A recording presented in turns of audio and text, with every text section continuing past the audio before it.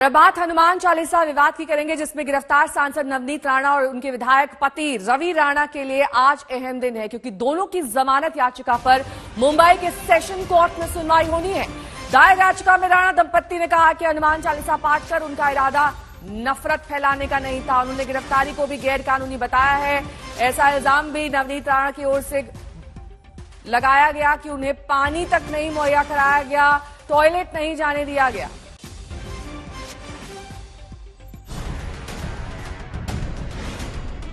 उद्धव ठाकरे हमको फंसा है, हमारा फसवलेला आम्हाला। क्या राणा दंपत्ति को मिलेगी राहत? मुंबई के सेशन कोर्ट में अहम सुनवाई। अदालत में राणा दंपत्ति के जमानत अर्जी। हनुमान चालीसा पर सियासी घमासान में गिरफ्तारी हुई और एक रात सलाखों के पीछे कटी तो सांसद नवनीत राणा और उनके पति रवि राणा ने सेशन कोर्ट में अर्जी दे दी। दोनों ने गुहार लगाई कि मिलॉर्ड, हमें जमानत दी जाए। रविवार को राणा दंपत्ति ने मुंबई सेशन कोर्ट का रुख किया, जिस पर आज अदालत में सुनवाई होने जा रही है।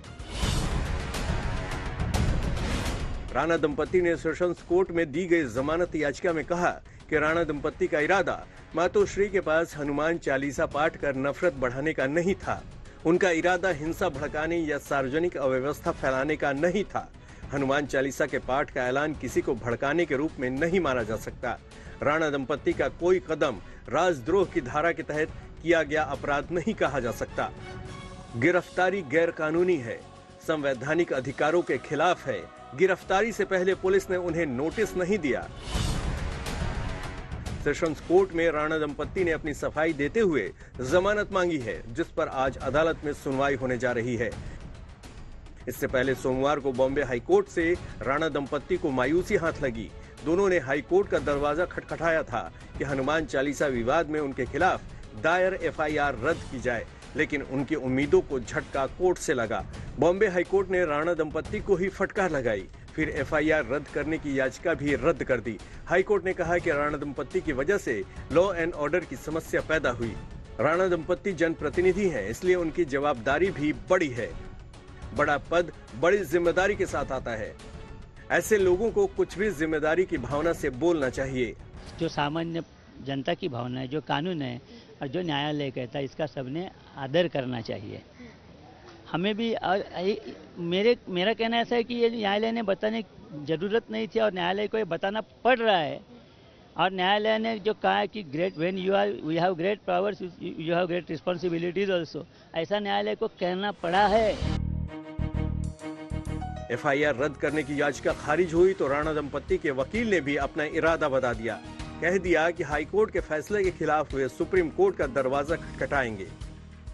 The court has given directions that 72 hours notice should be given to the petitioners, that is Navneet Kaur Rana and Ravi Rana, in the event of police deciding any action under CR number 506 of 22. So now we will wait patiently for the police to give us the 72 hours notice. Once we get the notice under 72 hours, then we will decide what is supposed to be done. वैसे नवनीत राणा ने Lok Sabha speaker को भी चिट्ठी लिखी और बताया कि Mumbai police ने उनके साथ कैसा बर्ताव किया। उन्होंने आरोप लगाया कि 23 अप्रैल को रात भर मुझे पुलिस स्टेशन में रखा गया। पुलिस वालों ने मांगने पर पानी तक नहीं दिया। पुलिस वालों ने जाति सूचक टिप्पणी की। पुलिस वालों ने कहा कि जिस गिलास में वो पानी पीते हैं उसमें पानी नहीं दे सकते। पुलिस वालों ने रात भर प्यासा रखा। पुलिस कर्मियों ने मुझे बाथरूम तक नहीं जाने दिया।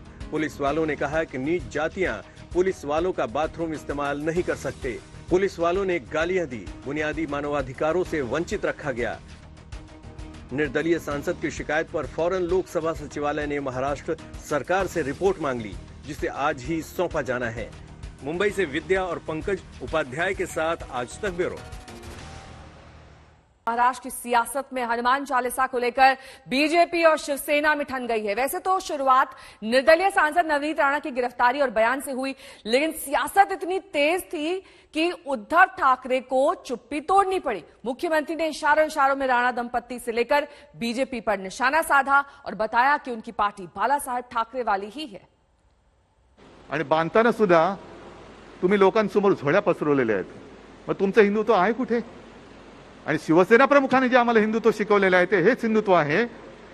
त्यांनी जे सांगितलं, अजूनही शिवसैनिकांकडे जे बसलेत त्यांनी प्रत्यक्ष ती सभा पाहिलेली आहे। शिवसेना प्रमुखांचं हिंदुत्व हेच आहे, त्यांनी सांगितलं होतं।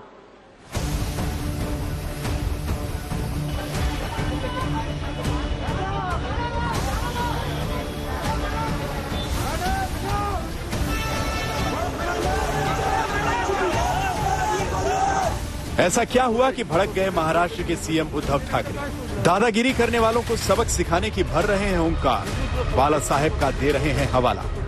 उद्धव ठाकरे ने चुप्पी तोड़ी है उस मुद्दे पर जिसकी गूंज महाराष्ट्र से लेकर दिल्ली तक सुनाई दे रही है, हनुमान चालीसा के पाठ पर, संकट मोचक के जाप पर।